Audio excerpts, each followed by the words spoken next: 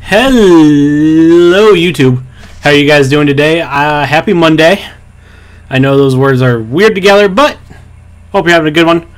Today I have a Sea of Thieves review for you guys. I've been asked quite a bit about this game in on my Twitch streams, by some of my friends. So I decided I would do a review for the game.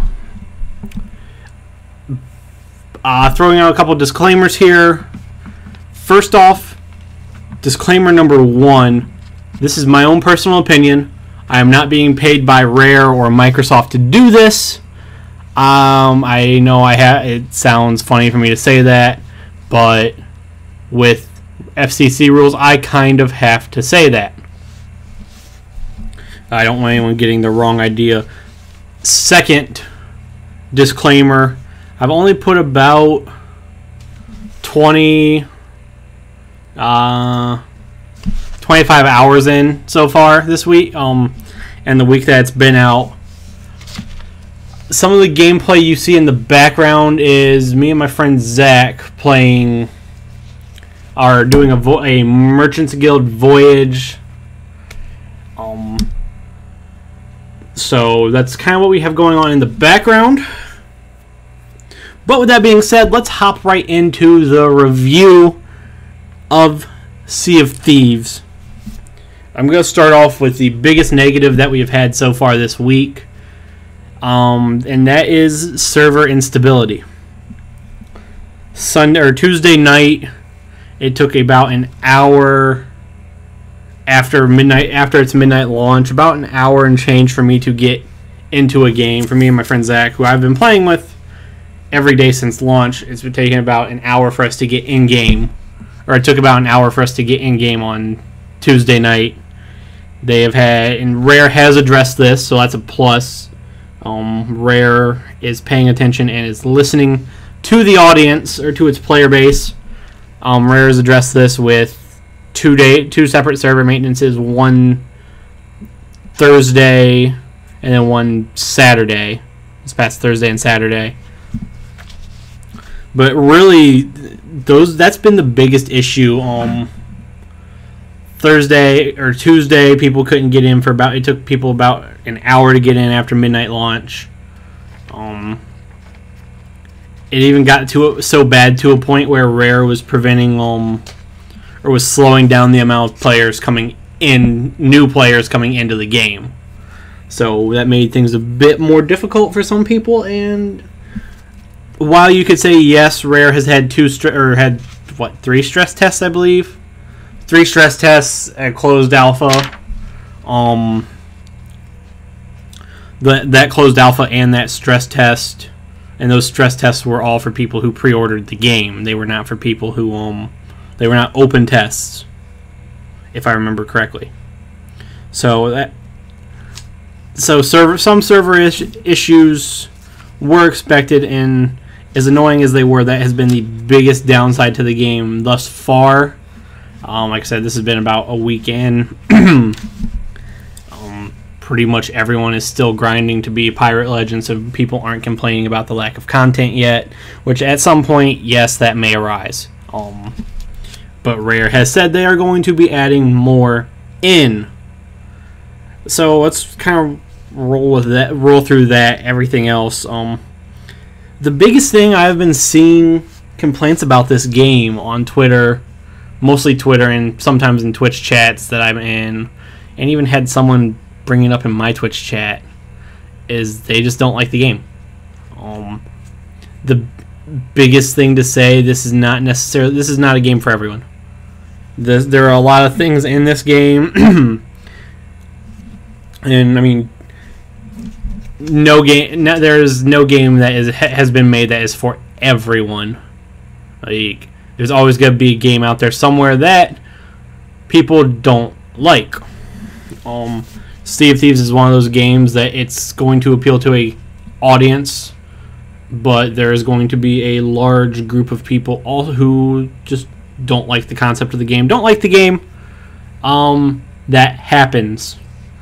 So with that in mind, There are a handful of things I want to talk about as to why this is not a game for everyone. First thing that really makes it not a game for everyone is there's no tutorial. This game doesn't really handhold you. Rare made a game that you go out, you play. You find things out yourself. There isn't really a true tutorial of, oh, this is how you do this, this is how you do this, this is why you do this. Like, you go out and do it. So that can lead to some confusion. It's just you go out, you play, you have fun,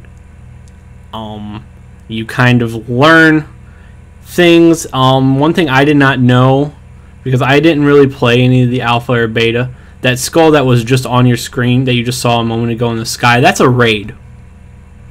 There, you can see it again right there. I didn't know that, for instance. I've not done a raid. We're going to throw that in here now. Thank you, Zach, for telling me what that was, because Tuesday night on stream, I was like, what the hell is that? That looks rough. Also, like, I haven't seen the Kraken yet. I have not fought the. I mean, I've seen people fight the Kraken. I have not. Zach and I have not encountered the Kraken in game. We have heard it. We know it's been there chasing after us, but we have not encountered it. A few other things you probably have noticed me switching through weapons. There are weapons you can buy in game, but they're purely cosmetic. Some people aren't happy with that. I personally think it is good that the weapons are purely cosmetic. It helps the PvP that is in the game, which we will talk about in a moment. So there is that. The other big thing, though, that makes this game not something for everyone, there isn't a true linear progression. There isn't a true story campaign-esque thing. It's just once you load into the game, you're free to go do whatever you want. You're a pirate. That is so being no linear progression of how you're doing things. Obviously, you want to level up your factions to become a pirate legend. That is the end goal. I can't even remember what the level for pirate legend is. I've heard various things. I've heard at one point someone told me 50. At one point someone said like 100, something crazy like that. But you have to level up all your factions to max level to become a pirate legend. But yeah, so you're just out pirating. You're out being a pirate. So the lack of linear progression is nice. The other, like I said, with being a pirate legend is extremely grind heavy, and some people may not like that. Some people may just want to get in a game and play and have fun. Being a pirate legend is not something that everyone is going to achieve in game. It is very much a make your own fun game. Zach and I, we've had a lot of fun this past week. We're playing, we're goofing off, we're doing voyages, we're getting gold, we're fighting other ships at times, we're just joking around, having a lot of fun. It's a great game to play with friends. With that being said, the game is solo playable. I have played solo from time to time, but also there are certain things. I mean, the biggest thing solo play, you're always going to be at a disadvantage when you're coming across other pirates, other players, because you're going to come across other players at some point. Being a solo player, you are going to be at a significant disadvantage because you have to manage everything yourself. You have to sail the ship, you have to pilot the ship, you have to work the sails, you have to work the anchor, you have to navigate, you have to do everything yourself as a solo player. Like I said, this game doesn't handhold. The mechanics for sailing, they're not difficult. They are relatively easy to pick up, but that's the biggest thing. However, being a solo player, you get more or less put in a position where I don't want to necessarily say the game is harder. However, the odds are a bit more stacked up against you than even being a two-man, which is mostly what I have run this week. I have not gotten a 3-man crew or a 4-man crew. I've been playing as a 2-man with my friend Zach. We have done very well all across the board. We've gotten to level 15 with our, or 15 or 16 with our gold trader, or gold hoarder. Our soul order of souls or whatever it's called is 12, and then our merchant guild is 11 I think, 10 or 11. So you can very much play as a 2-man and be fine. But it is just, even as a solo player, because I have played solo bits and pieces on stream, there's just a lot more to manage. You're micromanaging everything, whereas here with the 2-man play, you see Zach and I, Zach for the most part is sailing, is piloting the ship. I am doing everything else. I am being a lookout. I am being the navigator. I am fixing the ship. I am removing water from the ship. So being at least a 2-man is a lot easier to play as. So there is that. I had a lot to say about being a solo player. And the last thing that I have is PvP. I've talked a little bit about it. The entire game is the Division's Dark Zone. So you can engage in PvP at your leisure. You can work with players and be friends with players at your leisure. It's really seamless and natural.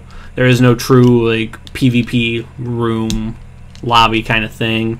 You're there playing. You're being a pirate, which is the best thing for this game. You're a pirate.